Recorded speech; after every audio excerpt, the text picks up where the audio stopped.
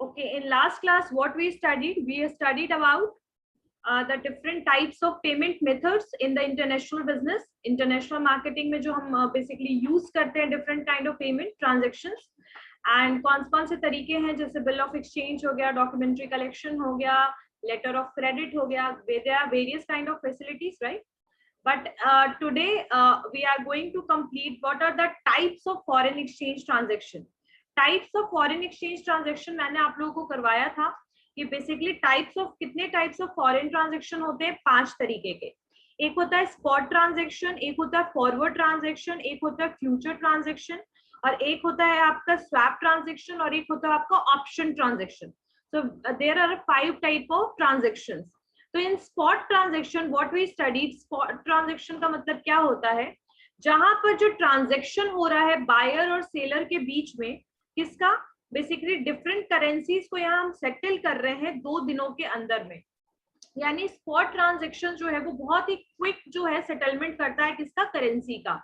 यानी कि अगर इंडिया और यूएस जो है वो 2 कंट्री आपस में, एक बायर है और एक सेलर है, और अगर ये करेंसीज दे रहे हैं, अपने अपनी करेंसी से इनका ट्रांजेक्शन हो रहा है, तो यहाँ पर इनको जल्द से जल्द 2 दिनों के अंदर ही सेटलमेंट करना पड़ेगा.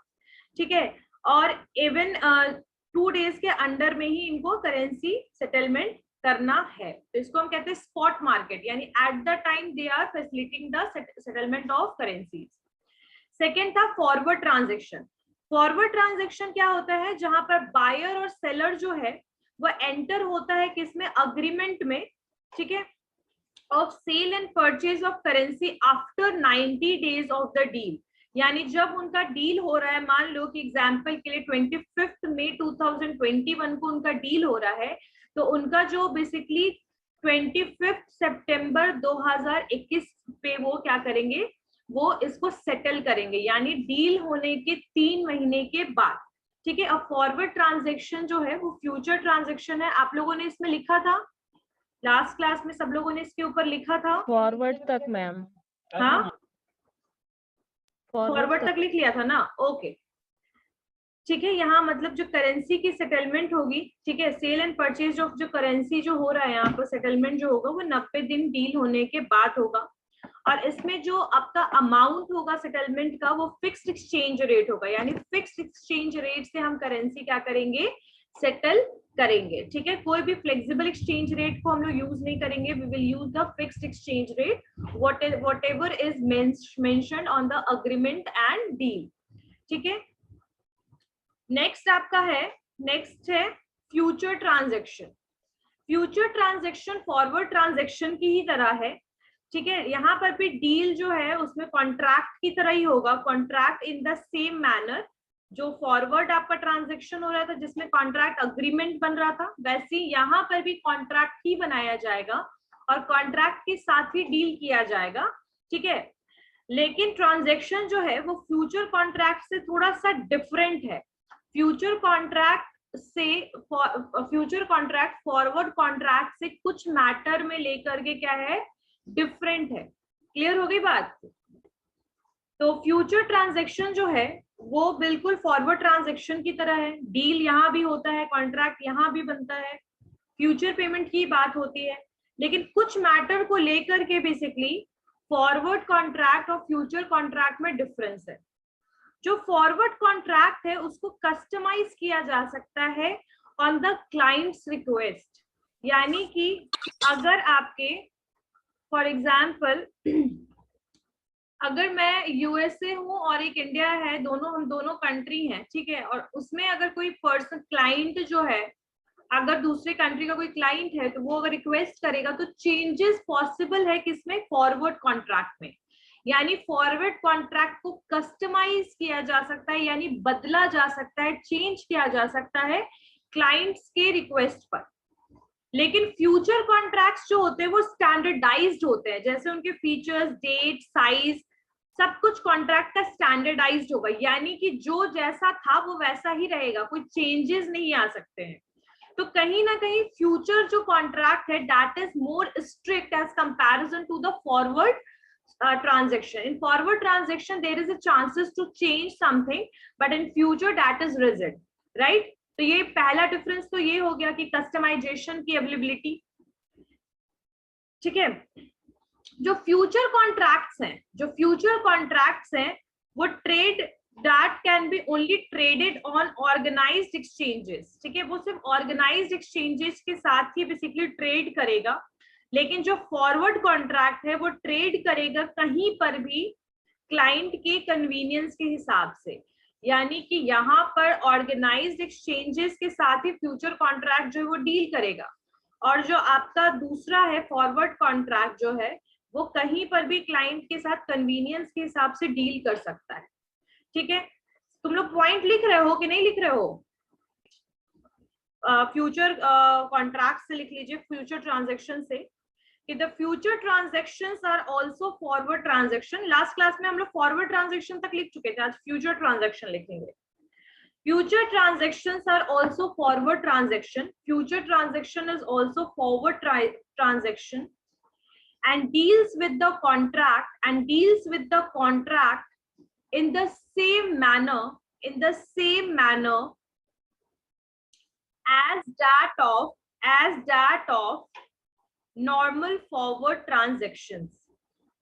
The future transactions are also the forward transaction, same ही है forward transaction की तरह, and deals with the contract in the same manners and deal with the contract in same manner as that of normal forward transaction। ठीक है, normal forward transaction की तरह basically वो deal करता है। ठीक है, but however the transactions made in future contract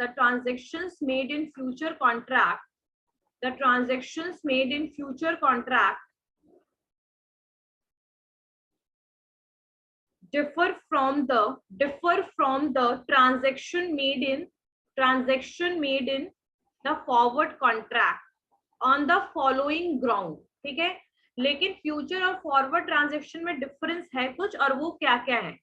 तो पहला लिखिए, फर्स्ट पॉइंट इसी के अंडर में लिखिए, फ्यूचर ट्रांजैक्शन के अंडर में, that the forward contract can be customized on the client's request।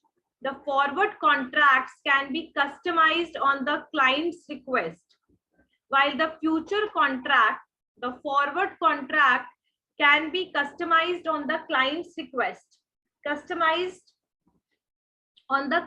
request, while the future transaction या contracts are standardized जो बिल्कुल बदले ना, सेम रहे, standardized, that are standardized such as the features, date and size of contract, features, date and size of the contract। ठीक है,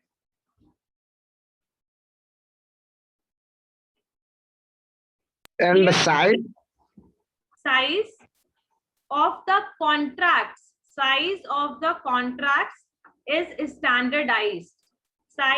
contracts is standardized। ठीक है, जो फॉरवर्ड कॉन्ट्रैक्ट है वो क्या है, वो कस्टमाइज हो सकता है क्लाइंट के बेसिकली रिक्वेस्ट से, लेकिन जो फ्यूचर कॉन्ट्रैक्ट है वो बेसिकली उसको बदला नहीं जा सकता है, उसको चेंज नहीं किया जा सकता, उसका डेट वगैरह जो भी मेंशन होगा उसी डेट पर एक्सचेंज या सेटलमेंट होगा। तो यहाँ पर ये पहला डिफरेंस है कि ज्यादा रिजिड कौन है, future transaction.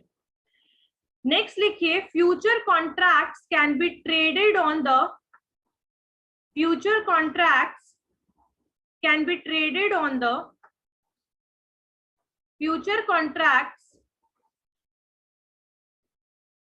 can only be traded on the organized exchanges, can only be traded on organized exchanges। Organize exchange जैसे क्या होता है, जैसे आपका बॉम्बे स्टॉक एक्सचेंज है, ठीक है, तो ये सारे ऑर्गेनाइज स्टॉक एक्सचेंज है, तो यहीं पर ही एक्सचेंज होगा सर। ठीक है, ट्रांजैक्शन यहीं पर करेगा फ्यूचर कॉन्ट्रैक्ट, लेकिन फ्लेक्सिबल ये जो आपका फॉरवर्ड कॉन्ट्रैक्ट या फॉरवर्ड ट्रांजैक्शन है वो बेसिकली कहीं भी ट्रेड कर सकता है on the basis of clients convenience. तो लिखिए इसमें, the future contract can only traded on the organised exchanges, while the forward contract can be traded anywhere depending on the client's convenience. The future contract can only be traded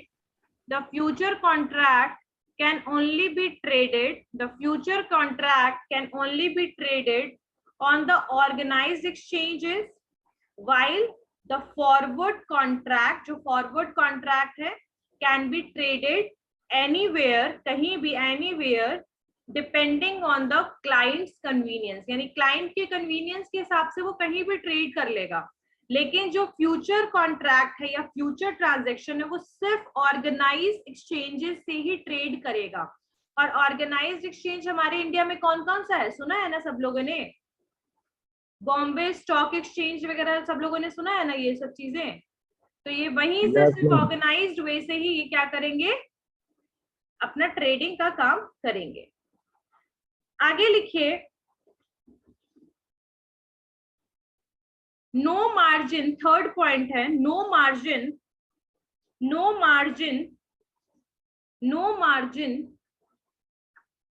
is required in the case of the forward contract. No margin is required in the case of forward contract. पहले इसको लिखिए फिर मैं समझाती हूँ क्या ये. No margin is required in case of forward contracts, while the margins are required of all the participants, while the margins are required for all the participants, and an initial margin is kept as of all the participants. इसी का है, इसी का आगे जो देखो ये सारी क्या चीजें चल रही हैं. हाँ, no margin is required in case of forward contract, यानी फॉरवर्ड कॉन्ट्रैक्ट में कोई मार्जिन की जरूरत नहीं पड़ेगी. मार्जिन क्या है वो मैं बताऊंगी, ठीक है.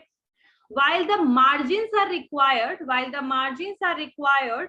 of all the participants and an initial stage and an initial margin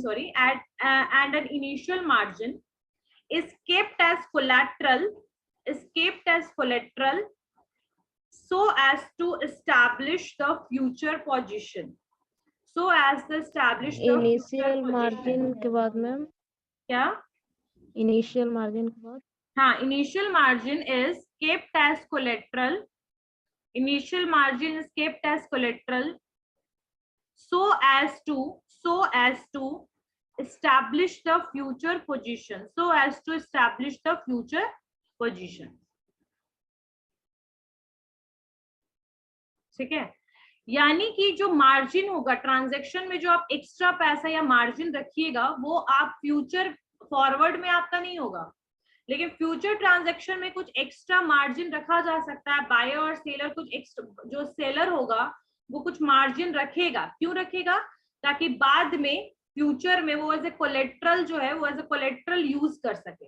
margin का यहाँ मतलब वही बोल रहा है कि कुछ वो कोलेट्रल, कुछ एविडेंस रखेगा कि कल को अगर कोई भी ट्रांजैक्शन में दिक्कत आए तो वो कोलेट्रल से अपना रिस्क और जो पैसा है वो बेसिकली क्या बोलते हैं, कंपनसेट कर सके. तो फॉरवर्ड कॉन्ट्रैक्ट में ऐसे कोई एविडेंस मार्जिन की जरूरत नहीं पड़ती है, पर फ्यूचर वाले कॉन्ट्रैक्ट्स में ऐसे एविडेंस एंड कोलेट्रल की जरूरत पड़ती है. ठीक है, नेक्स्ट लिखिए, यानी कह सकते हैं कि फ्यूचर से ज्यादा, फॉरवर्ड से ज्यादा फ्यूचर जो है वो ज्यादा फॉर्मल वे ऑफ ट्रांजैक्शन है. कुछ रिजिडनेस है, फ्लेक्सिबिलिटी कम है, लेकिन फॉरवर्ड में बहुत ज्यादा फ्लेक्सिबिलिटी है. क्लाइंट बेस्ड ट्रांजैक्शन है, क्लाइंट के हिसाब से आप ट्रांजैक्शन कर सकते हैं, प्लेस चेंज कर सकते हैं. वहीं फ्यूचर जो है वो ज्यादा फॉर्मल है, बट दोनों का सेम कंडीशन है कि जो सेटलमेंट होगा वो फ्यूचर में होगा. यानी कि स्पॉट ट्रांजैक्शन की तरह 2-3 दिनों में नहीं होगा ट्रांजैक्शन. फॉरवर्ड में आफ्टर 90 डेज होता है, फ्यूचर में भी उसी टाइम से, मतलब फ्यूचर में पेमेंट और सेटलमेंट होगा, लेकिन वो कोलेट्रल वगैरह रख लेता है. इसके लिए कुछ बुक्स में आपके डिफरेंसेस गिवन है कि फ्यूचर कॉन्ट्रैक्ट्स में और आपके फॉरवर्ड कॉन्ट्रैक्ट या ट्रांजैक्शन में क्या क्या डिफरेंस है. तो उसमें से सबसे पहला ट्रेडिंग लोकेशन। तो ट्रेडिंग लोकेशन तो मैंने भी आप लोगों को करवाया है कि ऑर्गेनाइज्ड में करेगा कौन, आपका फ्यूचर। तो फ्यूचर जो है पेज नंबर 177, सारे बच्चे निकाल लीजिए पेज नंबर। लोकेशन होगा फ्यूचर में ऑर्गेनाइज्ड एक्सचेंज से हो जाएगा, और फॉरवर्ड में सिर्फ ट्रेड जो है वो बैंक डीलर भी कर लेंगे, और वो भी फोन यूज कर सकते हैं, telephone, fax machine, computerised dealing, या किसी भी तरीके से बेसिकली वो डील कर लेंगे। फोन पे भी कर लेंगे, बैंक के थ्रू भी कर लेंगे, कंप्यूटराइज भी कर लेंगे। लेकिन फ्यूचर में सिर्फ और सिर्फ डीलिंग जो होगा वो ऑर्गेनाइज्ड एक्सचेंज से होगा, यानी कि जो इंडिया का ऑर्गेनाइज्ड एक्सचेंज है या फिर दूसरे कंट्री, जैसे न्यूयॉर्क एक्सचेंज है, न्यूयॉर्क स्टॉक एक्सचेंज है, तो जो न्यूयॉर्क में है आपके, ठीक है।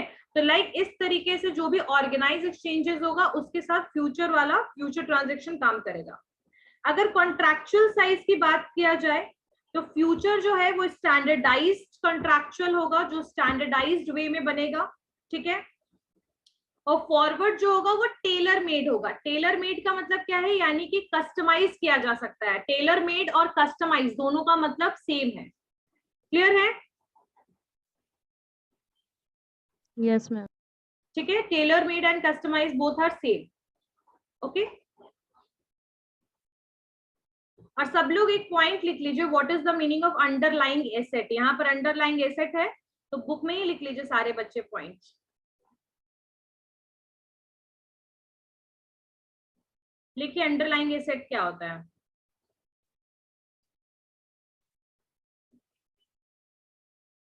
An underlying asset is the security on which a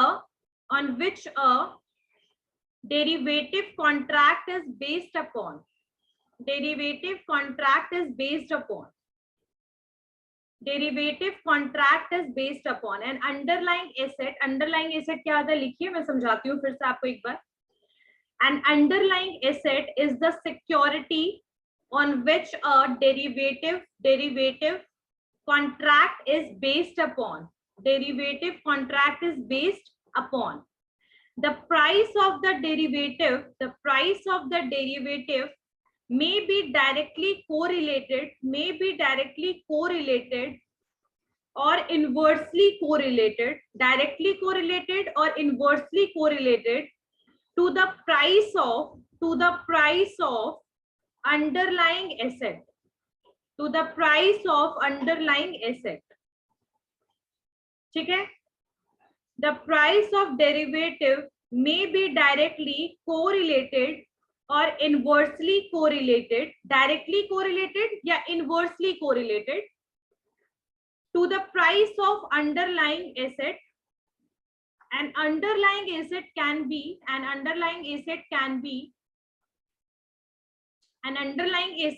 be a stock. कौन कौन हो सकता है underlying asset? Stock, commodity, index, currency, ठीक है।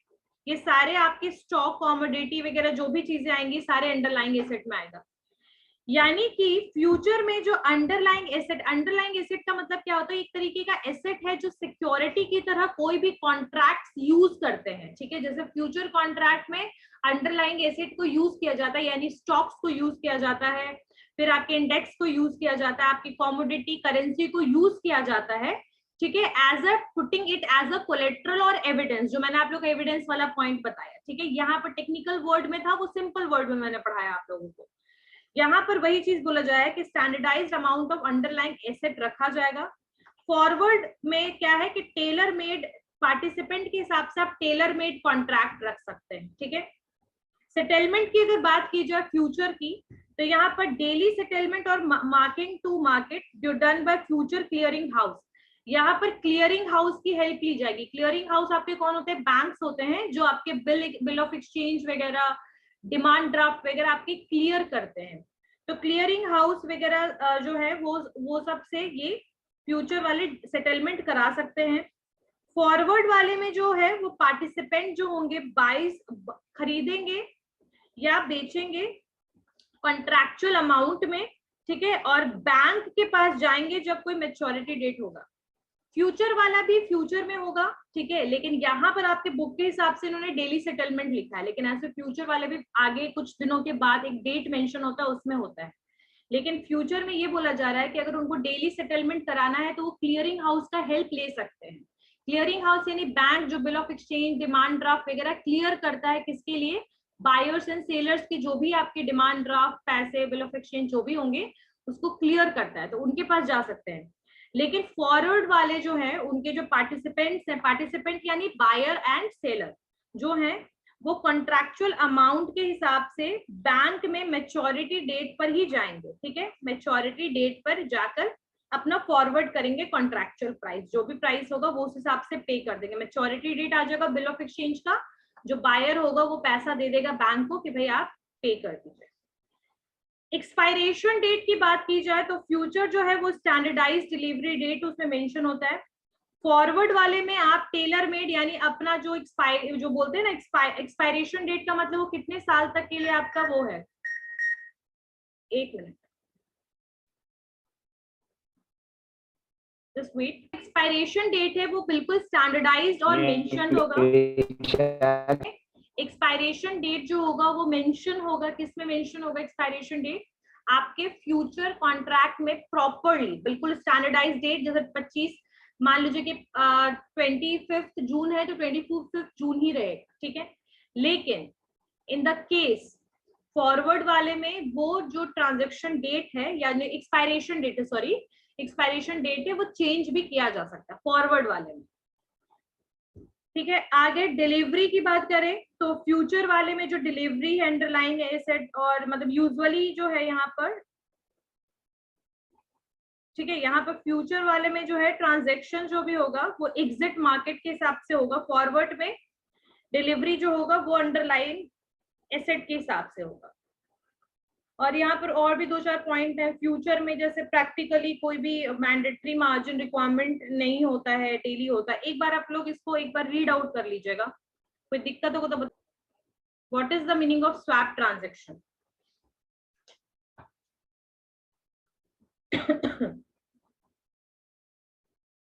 लिखिए, the swap transaction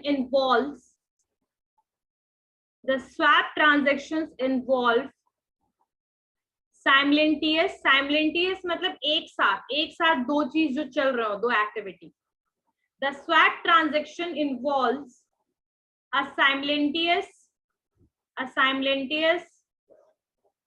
borrowing and lending of two different currencies between two investors, यानी दो इन्वेस्टर्स जो हैं वो बोरो कर रहे हैं या फिर एक दूसरे एक को दे रहा है, यानी दो इन्वेस्टर है, एक इसको दे रहा है यानी लेंड कर रहा है मतलब दे रहा है करेंसी, और एक जो है वो बोरो कर रहा है। तो स्वैप ट्रांजैक्शन जो है वहां इन्वॉल्वमेंट क्या हो रहा है कि साइमल्टेनियस बोरोइंग हो रहा है, लेंडिंग हो रहा है टू डिफरेंट करेंसीज का बिटवीन द टू इन्वेस्टर्स, यानी दो डिफरेंट करेंसी को एक बोरो कर रहा है और एक लेंड कर रहा है, ठीक है। तो इसको हम कहेंगे स्वैप ट्रांजैक्शन। लिखिए इसमें, the swap transactions involves simultaneous borrowing and lending of two different currencies between two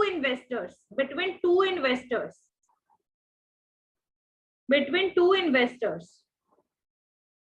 ठीक है। आगे लिखिए, here one investor borrows the currencies, मतलब एक करेंसी लेगा, one investors borrow currency and lend another currency to the second investor। यहाँ पर swap transaction का मतलब क्या हो रहा है? देखिए मैं आप लोगों को एक बार शेयर स्क्रीन करके बताती हूँ। यहाँ पर मान लीजिए कि एक x है और एक y है, ठीक है। अब x के पास रुपी है, ठीक है, एंड मान लीजिए इसके पास क्या है, डॉलर है, और इसके पास मान लीजिए रुपी है। तो क्या होगा कि रुपी जो है वो x को ये देगा, मतलब कि x बोरो कर रहा है, y लेंड कर रहा है, और जो x है वो जो डॉलर है वो y को देगा, यानी कि y जो है वो बोरो कर रहा है और x लेंड कर रहा है, यानी दोनों कोई बोरो है लेंड कर रहा है। क्लियर हो गया? यानी कि एक कोई जो दोनों के पास अलग अलग करेंसी अवेलेबल है और मान लो कि x को जो है वो रुपी चाहिए, तो रुपी जो है वो x को दे देगा, तो ये एक टाइम पे बोरोवर हो गया, ठीक है, और ये एक टाइम पे लेंडर हो गया। लेकिन अब जो d के मतलब x के पास डॉलर है, तो अब किसको चाहिए? y को चाहिए, तो वो d को क्या करेगा कि वो उसको पैसे दे देगा, मतलब ये करेंसी दे देगा, तो ये एक टाइम पे बोरोवर हो गया और ये एक टाइम पे लेंडर हो गया। क्लियर हो गया सबको? समझ में आया? इसको कहते हैं स्वैप ट्रांजैक्शन, यानी कि अगर दोनों के पास अलग अलग करेंसी अवेलेबल है तो दोनों एक्सचेंज कर रहे हैं, ये इसको दे रहा है, ये इसको दे रहा है, ठीक है, यानी एक बार लैंड हो रहा है और एक बार बोरो हो रहा है, एक बार लैंड हो रहा है और एक बार बोरो हो रहा है। क्लियर हो गया? तो इसको हम कहते हैं स्वैप ट्रांजैक्शन। आगे लिखिए इसमें, here one investor borrows the currency and lend another currency to the second investor, ठीक है, one investor borrows the currency and lend another currency to the second investor। Clear है? तो ये होता है आपका स्वैप ट्रांजैक्शन। क्लियर है? यहाँ पर जो बेसिकली यहाँ पर थोड़ा सा जो स्वैप कॉन्ट्रैक्ट है अलाउ करता है इन्वेस्टर्स को यूटिलाइज करने के लिए वो सारे फंड्स जो करेंसी वो और मतलब हिम और हर कोई भी पे ऑफ करेंगे, यानी यहाँ ऑब्लिगेशन जो है रिस्क का, यहाँ पर कोई रिस्क इन्वॉल्व नहीं है एक्सचेंज में, क्योंकि दोनों बोरोवर भी है, दोनों लेंडर है, इसीलिए तो स्वैप ट्रांजैक्शन हम इसी को कहते हैं। क्लियर है? यहाँ पर एक अग्रीमेंट बनेगा जहां पर ये दोनों अरेंजमेंट इसी तरीके से करेंगे कि एक कोई उसको करेंसी देगा, एक कोई उसको करेंसी देगा। क्लियर है? जहां पर दो पार्टीज अग्री करती है एक्सचेंज करने के लिए streams of payment, cash flow over the time and the big और in the beginning of arrangement. समझ में आ गया? नेक्स्ट लिखिए ऑप्शन ट्रांजैक्शन। ऑप्शन ट्रांजैक्शन क्या होता है? राइट, ऑप्शन ट्रांजैक्शन में लिखिए, ऑप्शन ट्रांजैक्शन में लिखिए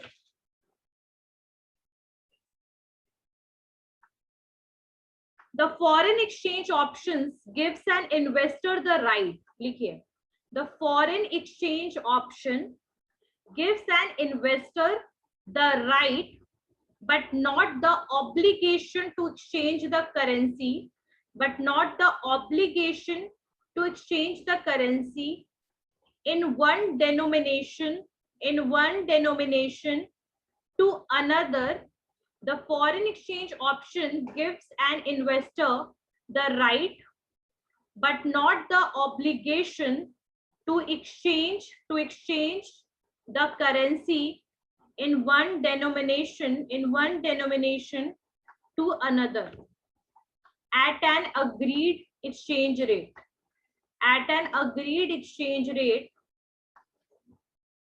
on a predefined date.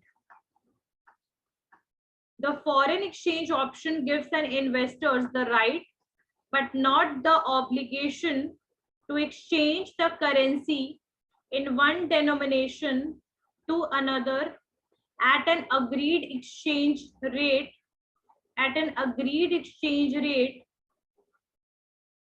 on a predefined date. An option to buy the currency is called call option. An option to buy the currency is called an call option, CALL, call option, while the option to the sale the currency called put option, put option. Ma'am फिर से The foreign exchange option gives an investor the right. The foreign exchange option gives an investor the right, but not the obligation to exchange the currency. Ma'am last line बोलिए, and option to bye अच्छा, an option to buy the currency is called as a call option. while the option to sell the currency is known as put option. ठीक है. अब foreign exchange जो option transaction क्या है, यहाँ पर जो फॉरेन एक्सचेंज हो रहा है ऑप्शन ट्रांजैक्शन में, ये इन्वेस्टर को राइट देता है, यानी कि अधिकार देता है, ठीक है, टू, बट ऑब्लिगेशन नहीं है, यानी जिम्मेदारी नहीं है, ऑब्लिगेशन नहीं है, एक बस राइट है, जहां पर एक्सचेंज हो रहा है करेंसी का इन वन डेनोमिनेशन, मतलब एक डेनोमिनेशन में हो रहा है, यानी डॉलर या किसी में भी हो रहा है, to the another at agreed exchange rate, यानी अग्रीड एक्सचेंज रेट पे जो डेनोमिनेशन जो है उसको चेंज किया जाएगा, एक्सचेंज किया जाएगा एक प्री डिफाइंड डेट में. यानी कि मान लो 20 जून दिया हुआ है, अब यहाँ पर जो फॉरेन एक्सचेंज ऑप्शन जो है इन्वेस्टर को मिल रहा है कि भाई वो चाहे तो वो उसी पर्टिकुलर डेट पर वो आकर के एक्सचेंज कर सकते हैं, एक फॉरेन करेंसी के बदले दूसरा फॉरेन करेंसी वो ले सकते हैं, एक करेंसी के बदले वो दूसरे करेंसी को ले सकते हैं, लेकिन उसमें भी प्री डिटरमाइंड रेट होगा, यानी रेट जो होगा वो फिक्स्ड होगा, डिटरमाइंड होगा ऑलरेडी. और जहां पर बात हुआ ऑप्शन जो है, अगर ऑप्शन है कि करेंसी को खरीदा जा रहा है उसको हम कहते हैं कॉल ऑप्शन, और करेंसी को सेल किया जा रहा है तो उसको कहते हैं पुट ऑप्शन. ठीक है, यहाँ पर जो ये क्लियर हो गया, यानी कि जहां पर आपको ऑप्शन दिया जा रहा है इन्वेस्टर को for purchasing and buying the currency, but that should be on the predetermined rate. That is a kind of right. When they are selling the currency, in that case, that is known as put option. When they are basically buying the currency, in that case, that is known as call option. तो इसको हम कहते हैं option transaction, जहां पर आपको option मिले, विकल्प मिले.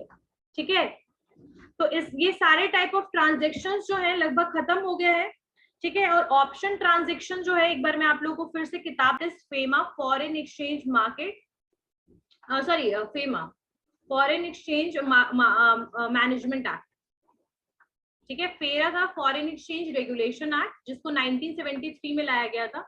तो थोड़ा सा हम इसकी स्टोरी पढ़ते हैं फेरा और फेमा की, क्योंकि आप लोगों की बुक में ये गिवन है, टॉपिक है आप लोगों का, तो इसको जरूर पढ़ना इसको जरूरी है, इसीलिए हम लोग को देखना.